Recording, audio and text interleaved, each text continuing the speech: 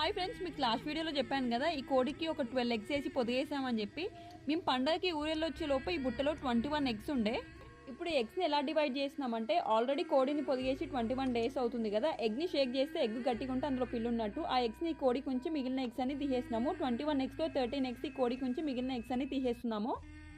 ఎంతైనా మా mummy senior కదా, సో ఆ ఎక్స్పీరియన్స్తో ఎగ్స్ని అయితే డివైడ్ చేసేసింది. తనకు కూడా కొన్ని కోళ్ళు ఉన్నాయి.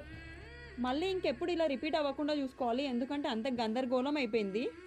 ఇప్పుడు ఎగ్స్ డివైడ్ చేశాక 3 కోళ్ళను పొదిగేసాము. ఒక కోడికి 13 ఎగ్స్, ఇంకో కోడికి 8 ఎగ్స్, ఇంకో దానికి 12 ఎగ్స్ వేసినాము. కంప్లీట్గా మా దగ్గర ఉన్న పెట్టెల్ని మొత్తం పొదిగేసినాము.